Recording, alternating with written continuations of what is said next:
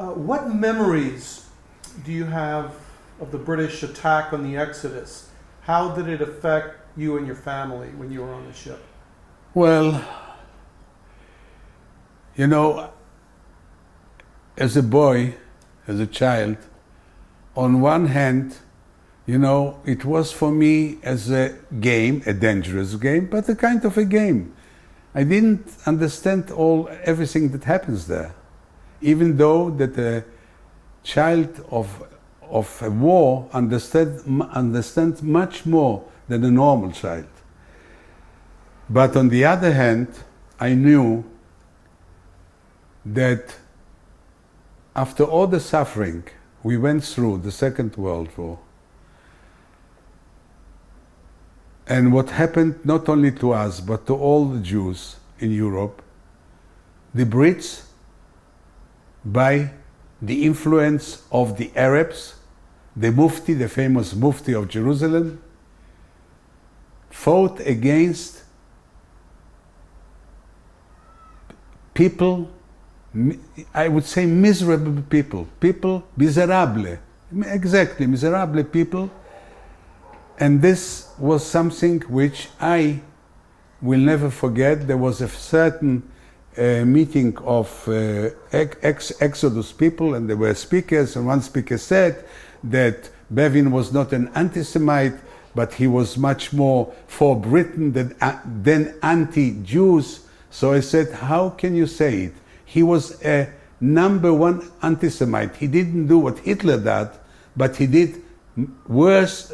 He did not things which were better than Hitler. So the feeling was unbelievable. I will never forget what happened to me, of course, during the war, and what happened to me after the war.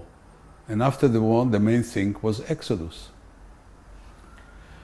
Do you have memories of being put on board the British deportation ships and taken by the British to the displaced persons camps in Germany?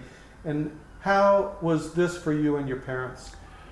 Well, when we were taken in Haifa, first of all, no one, even children, didn't disembark Exodus free of will. They were taken by force by the Red Berets, the British Red Berets, put to 3 ships, army ships, which was usually during the war, ammunition, cars, soldiers sometimes. On each ship there was 1,500 people, and we were sure that we are sent now to Cyprus. 1 day, 2 days, 3 days, 4 days, no Cyprus. So we understood there's no Cyprus. The conditions in the cellar of the ships, iron floor, it's end of July, beginning of August in the Mediterranean, temperatures 32, 34 centigrade.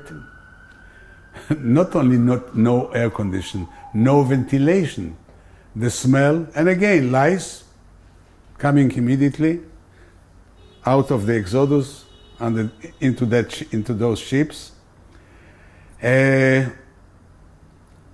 We were allowed to go on board on the free deck of the ship, on the deck of the ship, for an hour or 2 hours, but children were allowed more than that. And I must say that the British soldiers on the ships were treating us children not bad. They are giving us some candies and some chocolate and things like that. But one event I will never forget. We were on the deck of the ship. All the others, the grown-ups, were down. And suddenly we raised our head and we see on the main ton a boy, one of our boys, climbing up, and taking out from his shirt a flag with a Magen David, and taking off the British flag and putting on this flag. The soldiers were in shock. Of course, they immediately climbed. he got a few strikes here and there. And then we were not allowed for 3 days to come up as children on the deck as a punishment. Eventually, back to France, to the shores of France, to the waters of France. We were standing for about 2 kilometers, 1 kilometer from the coast, and the Brits wanted us to freely that we will disembark the ship and back to France. The French government promised us, you name it, everything. And the Brits promised us, but the answer was no, and every no was going with Hatikva. Hatikva was our secret weapon. There were a lot of small boats around, which were from the Haganah. They brought in food. The first time I saw in my life baguette and things like that. And after standing there for about 10, 12 days in the heat,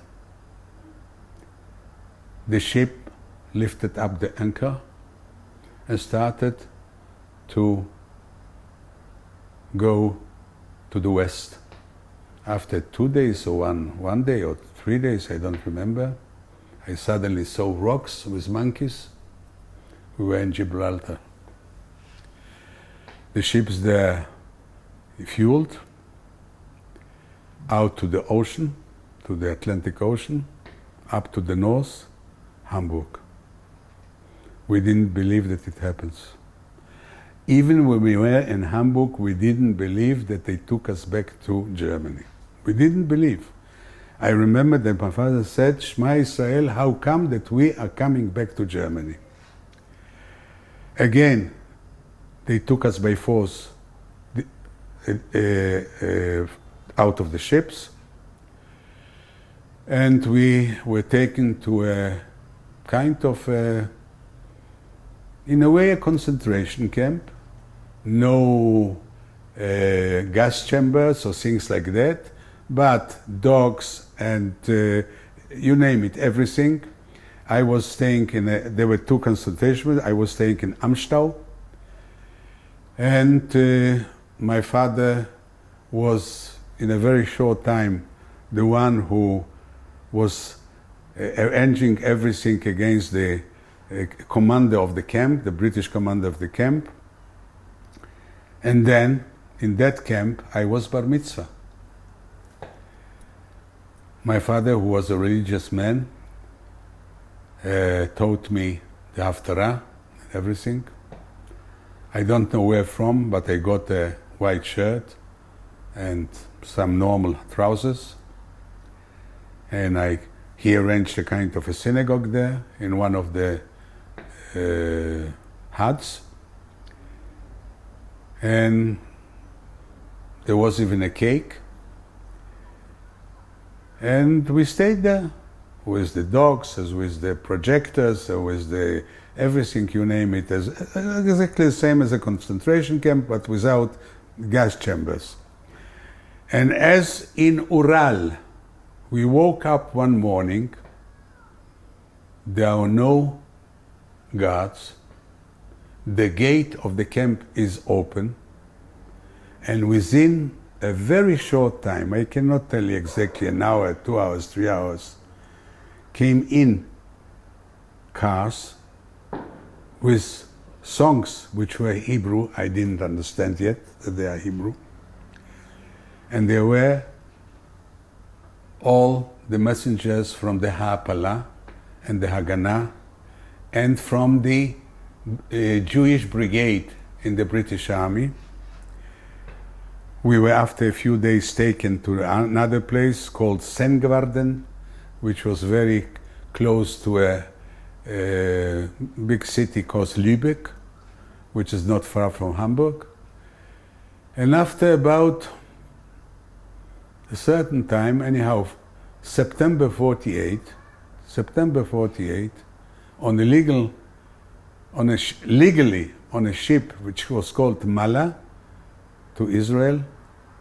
We came few months after the State of Israel was announced, taken to a Bet Olim, which all the immigrants were taken in tents and huts and places like that. I was very happy because I and my friends were running in orchards, eating oranges. There were a lot of oranges in those days. And we stayed there for about 3, 4, or 5 months.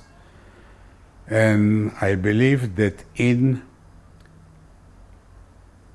I can't remember exactly when, but anyhow, in 1940, end of 48, beginning of 49, we got a house in Jaffa, an Arabic house in Jaffa, because the Arabs were thrown out of Jaffa, and our whole family were taken to Jaffa and starting our life in Palestine. In those days already Israel. And I remember my father, who was a great Zionist, I told you before, was the most happiest man in the world. Let me start another clip.